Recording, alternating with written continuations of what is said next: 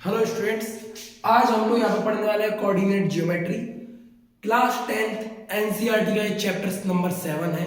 क्या class 10 NCERT का chapter number 7 coordinate geometry.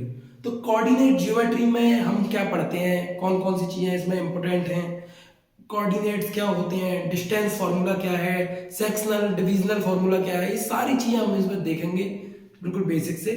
ठीक है, तो सबसे पहले अपन पढ़ना स्टार्ट करते हैं। ध्यान से देखना, आप सबको मालूम है कि जो हमारी एक्सेस होते हैं ये हमारे दो एक्सेस है। क्या है? दो एक्सेस है। You know very well. Okay, it is X axis और ये क्या है हमारा, ये है वाई एक्सेस और ये हमारा एक्स एक्सेस। ठीक है, अब बताओ यहां सेंटर में हमारा कौन सा नंबर रहता है? 0 रहता है। ठीक है, ओके। अब ध्यान से देखना, ये हमारा 0 है। जब हम 0 से इस तरफ जाएंगे एक्स एक्सिस पर, तो इधर सारे नंबर कैसे होते हैं? पॉजिटिव होते हैं। 1 2 3 4 5 6 7 डैश डैश डैश कहां तक जा सकते हैं? इनफाइनाइट तक जा सकते हैं। ओके, इसमें कोई डाउट नहीं है।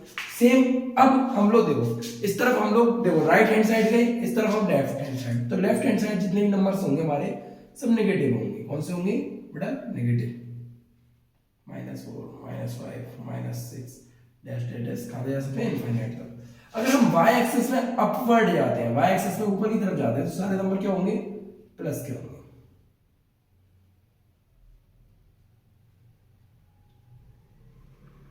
डैश डैश ये भी इनफाइनाइट तक जा सकता है और नीचे की तरफ माइनस होगा।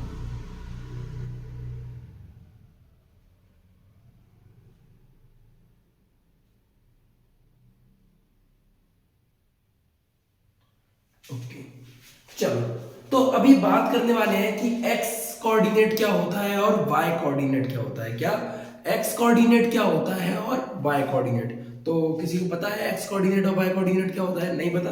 चलो देखते हैं। पता है तो बहुत अच्छी बात है। देखो, अगर मैं, देखो ध्यान से इन दो एक्सेस को देखना, अगर मैं कोई एक पॉइंट लेता हूं जो y एक्सिस से कुछ डिस्टेंस पर है। क्या है?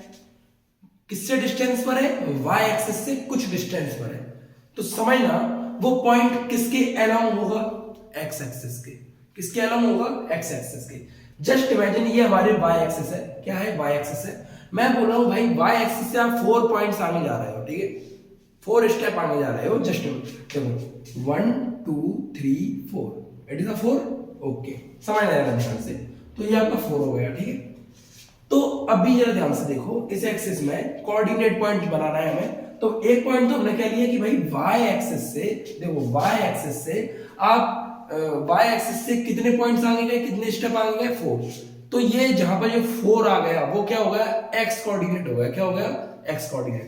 अच्छा, मैं बोल रहा हूं कि भाई x एक्सिस से कोई पॉइंट हमने लिया कुछ डिस्टेंस पर। चलो मानो हमने x एक्सिस से एक्स एक्सिस से हमने 3 डिस्टेंस पर कोई पॉइंट लिया। समझना ध्यान से। तो एक्स एक्सिस ये एक्स एक्सिस से 1 2 3, एक्स एक्सिस से हमने 3 पॉइंट्स आगे लिए, 3 स्टेप आगे कोई पॉइंट लिया 1 2 3, तो यहां पर आया। और वाई एक्सिस से कितनी स्टेप आगे था? देखो ध्यान से,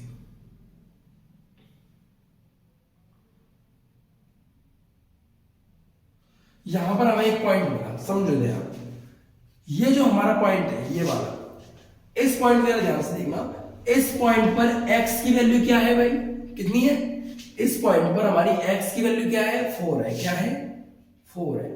और इस पॉइंट पर हमारी y की वैल्यू क्या है? 3 है। ठीक है, तो ये जो 4 है ये हमारा x कोऑर्डिनेट बता रहा है। क्या बता रहा है? x coordinate. और ये 3 है, ये हमारा क्या बता रहा है? y कोऑर्डिनेट बता रहा है। क्या बता रहा है बेटा? y coordinate. ओके, तो इसी तरीके से अभी हम आगे जाते हैं। ठीक है, तो ये x कोऑर्डिनेट हो गया, ये y कोऑर्डिनेट हो गया। ओके, चलो अब हम क्या करते हैं कि y एक्सिस से हम 6 स्टेप आगे कोई पॉइंट ले लेते हैं, यानी कि हमने 6 पर ले लिया कोई पॉइंट। ठीक है, और x एक्सिस से वो पॉइंट 5 स्टेप पर है। कहां पर? 6 पर ही है। चलो, तो ये एक y x एक्सिस से भी कितनी स्टेप पे है? 6 पर। 1 2 3 4 5 6। ठीक है, और 6 से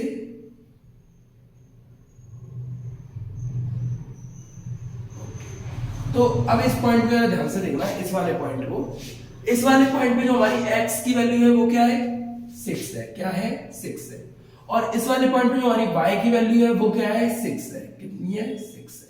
ओके, तो समझना ये हमारे दो कोऑर्डिनेट आ गए, क्या आ गए कोऑर्डिनेट आ गए, समझो। अब चलो ये वैल्यू को हटाओ, इनकी जगह पर अपन x1 y1 मान देते हैं और इनकी जगह पर हम x2 y2 मान देते हैं, ठीक है भाई। Okay, x1 y1 x2 y2, मान लो ये जो पॉइंट है ये कोई पॉइंट है a और ये जो पॉइंट है ये पॉइंट है b। ओके बेटा, ठीक है, x1 y1, थोड़ा इसको नीचे लिख लेते हैं, x1 y1। ओके, अब मैंने इस वाले पॉइंट से इस वाले पॉइंट को मिला दिया, ठीक है, इस पॉइंट से मैंने इस वाले पॉइंट को मिला दिया, ठीक है, तो एक डिस्टेंस बन गई, समझना। अब यहां पर दो कोऑर्डिनेट पॉइंट है हमारे पास, एक है a और दूसरा है हमारा b। एक a कोऑर्डिनेट पॉइंट है, दूसरा b है। अब दो कोऑर्डिनेट पॉइंट के बीच की डिस्टेंस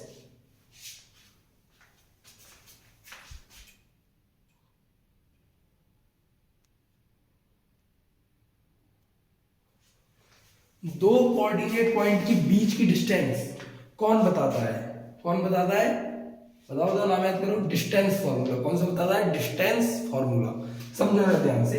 तो ये दोनों एक कोऑर्डिनेट पॉइंट है, ये है a, ये है हमारा b। ओके, ये है a और ये है हमारा b।